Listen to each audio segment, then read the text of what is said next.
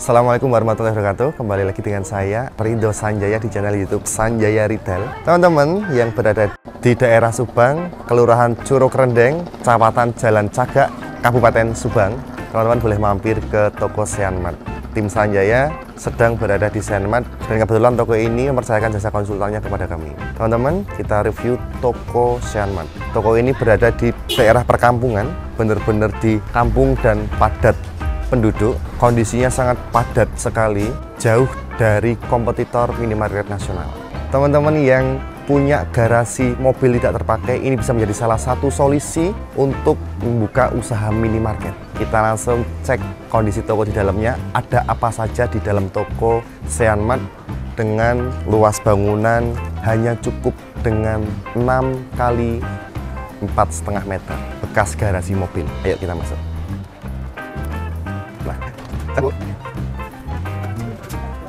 Sebelum saya membahas terkait modal dan konsep toko Seanmart, di sini kan saya menyampaikan beberapa hal. Yang pertama, terima kasih Sobat Sanjaya Retail yang telah mempercayakan jasa konsultan minimarketnya kepada kami. Dan mohon maaf jika Sobat Sanjaya Retail yang kemarin memakai jasa dari kami, namun kami belum sempat atau saya belum sempat berkunjung. Saya hanya bisa mendoakan semoga yang sudah memulai usaha minimarket, semoga dimudahkan sama Allah dan semoga usaha teman-teman bisa memberikan manfaat dan keberkahan buat teman-teman semua. Yang kedua, terima kasih sudah mempercayakan jasa kepada kami. Semoga Sanjaya Retail terus bisa mensupport teman-teman semua yang mungkin belum tercapai untuk punya usaha minimarket. Teman-teman, sebelum saya membahas barang rusak, expired, apakah bisa diretur? Oke, saya jawab. Banyak sekali pertanyaan dan banyak sekali calon-calon pengusaha itu yang mengkhawatirkan barang rusak atau barang expired, apakah bisa diretur ke supplier? Saya akan jelaskan pelan-pelan. Teman-teman, terkait barang dagangan yang bisa diretur ke supplier, itu adalah barang dagangan yang teman-teman belanja di supplier langsung, bukan di toko grosir. Oke, kita garis bawahi, barang yang bisa diretur itu hanya barang yang dibelanjakan lewat supplier, bukan barang grosir. Nah, kenapa grosir nggak bisa diretur?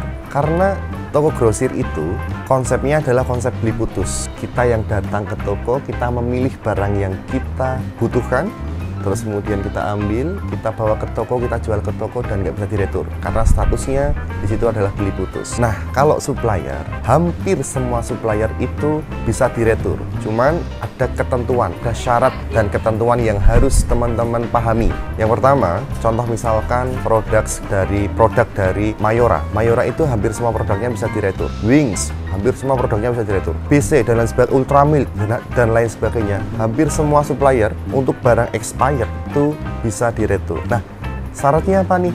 Mereka punya syarat ketentuan sendiri-sendiri. Ada yang menyaratkan sebelum 1 bulan harus diretur, sebelum masa expired 1 bulan, sebelum masa expired 1 bulan harus diretur. Dan juga yang sebelum 3 bulan harus diretur juga. Dan juga yang sudah kelewat expired bisa diretur, dan juga. Nah, terus kemudian ketentuan rupiahnya berapa yang harus bisa diretur setiap bulannya. Mereka punya ketentuan masing-masing, teman-teman. Misalkan contoh dari Wings itu berdasarkan total orderan kita selama 1 bulan. Misalkan kita dalam 1 bulan itu order kurang lebih sekitar nilainya 20 juta. Nah, berapa yang bisa diretur? Mereka punya ketentuan sendiri. Ada yang 1%, ada yang 2% dari total belanja, ada yang 0,5% dari total belanja. Itu budgetnya yang bisa kita retur ke supplier.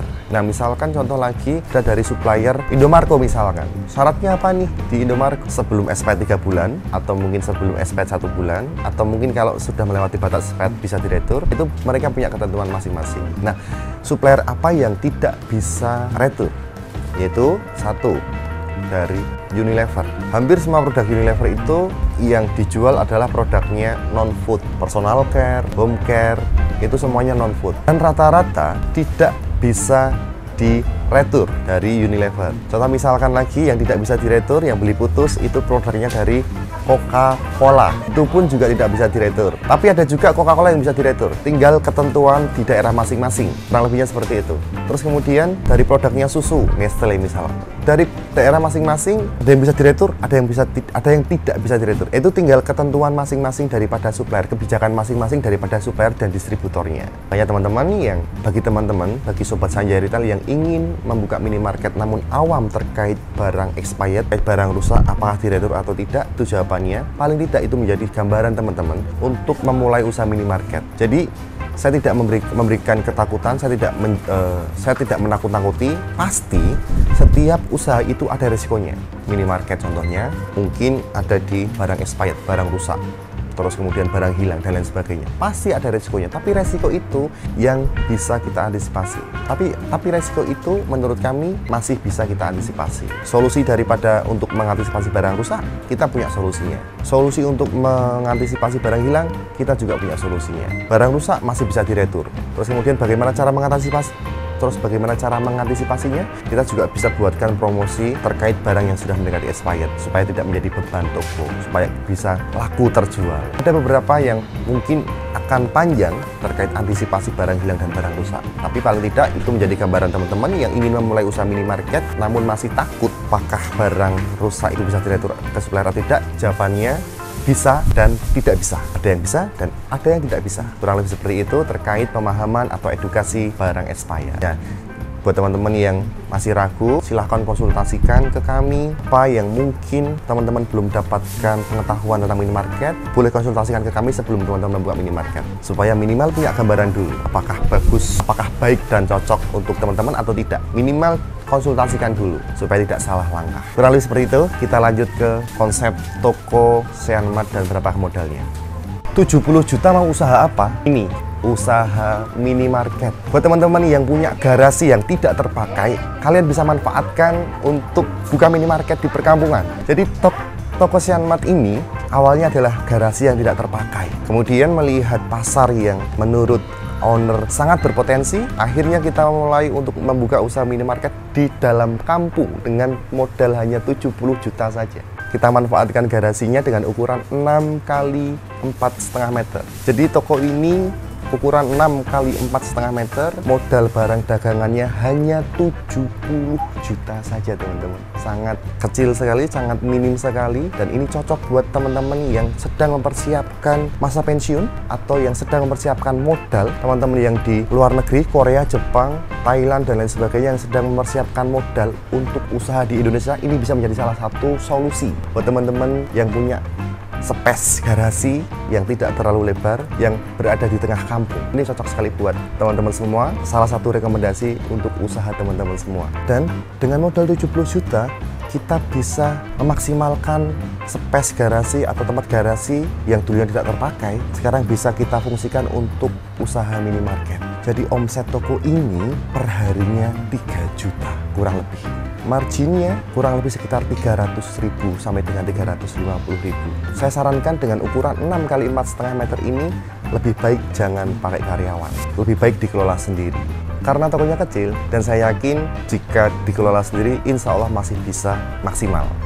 Jadi Sobat Sanjay Retail dengan omset 3 juta, biaya operasional karena toko ini tidak pakai karyawan, dikelola sendiri, kita nggak mengeluarkan biaya operasional untuk bayar karyawan, kita hanya mengeluarkan biaya operasional untuk listrik dan biaya pendukung lainnya seperti ATK, terus kemudian ada lagi plastik pembungkus. Hanya itu. Kurang lebih berapa untuk biayanya? Kurang lebih dengan pemakaian 1 AC, terus kemudian ada 9 lampu, satu unit lemari pendingin dan 1 set komputer, kurang lebih untuk biaya listriknya 1 bulannya adalah 1 juta. Artinya dengan margin 3 juta, artinya dengan omset 3 juta, margin 300.000 per harinya. Kalau misalkan kita kalikan 30, ketemunya sekitar 12 juta. Biaya operasional kita hanya kurang lebih sekitar 1 sampai dengan 1,5 juta karena kita nggak pakai karyawan. Jadi kita masih ada keuntungan bersihnya kurang lebih sekitar 10 juta. Ini sangat menarik sekali dan ini sangat cocok sekali buat teman-teman yang sedang mempersiapkan modal usaha, sedang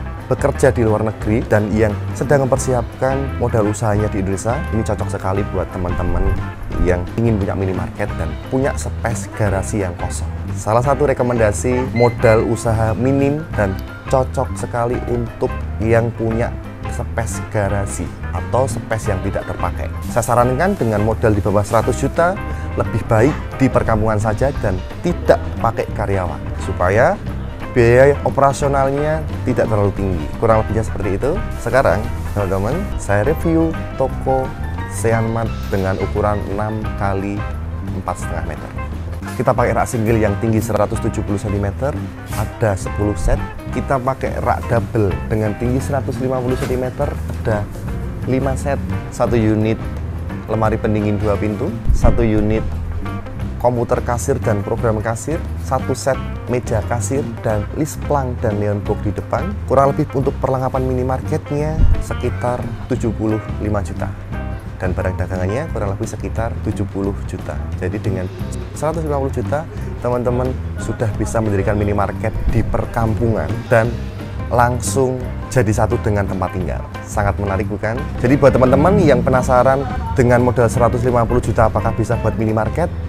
Ini jawabannya. Cukup dengan 150 juta teman-teman bisa buat minimarket di perkampungan, di tengah perkampungan. Boleh perumahan, perkampungan, pedesaan. Kita manfaatkan space garasi atau space yang lain yang mungkin tidak terpakai, bisa manfaatkan untuk buat minimarket di daerah teman-teman. Nah, khusus di perkampungan ini, kalau saran saya, fokuskan barang dagangan teman-teman di sembako, home care. Terus kemudian ada lagi popok. Menurut analisa kami, sepanjang kami membuka toko di perkampungan, itu yang sangat berpotensi adalah di sembako, home care itu deterjen, pewangi pakaian dan lain-lain, popok. Menurut kami itu sangat potensi sekali. Jadi silakan perbanyak item-item itu di area perkampungan. Yuk teman-teman, jangan ragu-ragu lagi. Silakan. Kalau memang teman-teman atau sobat saya retail punya mimpi untuk bisa usaha minimarket dengan modal minim, ini jawabannya. Saya pikir cukup. Mohon maaf jika ada salah kata. Terima kasih. Assalamualaikum warahmatullahi wabarakatuh. Sukses selalu.